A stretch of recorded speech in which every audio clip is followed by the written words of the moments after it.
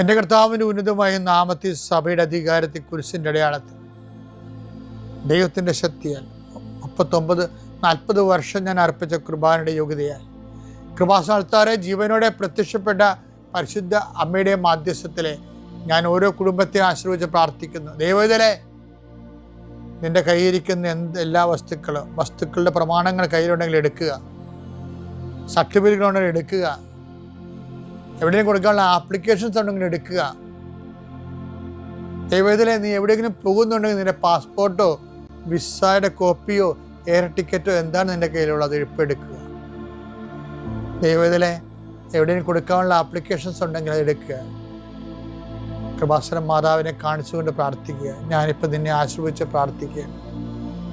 കർത്താവേ, സിൽ പോയിൻ്റ് കുറഞ്ഞതിൻ്റെ പേര് ജോലി കിട്ടാത്തവരുണ്ട്, ജപ്തിയാകാൻ പോകുന്നവരുണ്ട്. ആ പത്രങ്ങളെല്ലാം രേഖകളെല്ലാം നിൻ്റെ നാമത്തിൽ ഞാൻ ആശീർവദിക്കാൻ പോവുകയാണ്.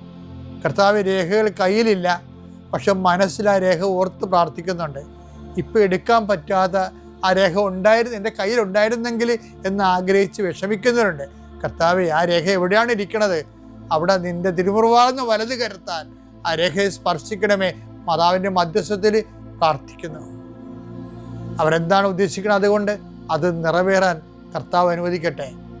കർത്താവ്, ജോലി നഷ്ടപ്പെട്ടു പോരണവരെ, ഉപേക്ഷിച്ച് പോണവരെ, ആ രാജ്യത്ത് ജീവിക്കാൻ പറ്റാതെ പോണവരെ, പരീക്ഷയെ ഒരുങ്ങിക്കൊണ്ടിരിക്കുന്ന മക്കളെ, പരീക്ഷയുടെ ഹോൾ ടിക്കറ്റ് കയ്യിലുണ്ടെങ്കിൽ മക്കൾ എടുക്കുക. അല്ലെങ്കിൽ നിങ്ങളത് മനസ്സിൽ ഓർക്കുക. പഠിക്കാൻ പറ്റാത്ത വിഷയങ്ങളുണ്ടെങ്കിൽ ലാപ്ടോപ്പ് എടുത്ത് കയ്യിൽ വെക്കുക. അച്ഛനാ ഈ നിമിഷം ആശീർവദിക്കുന്നു. പഠിക്കാൻ പറ്റാത്ത വിഷയങ്ങളുണ്ട്, ആ വിഷയവുമായി ബന്ധപ്പെട്ട വിഷയങ്ങൾ മക്കൾ കയ്യിലെടുക്കുക.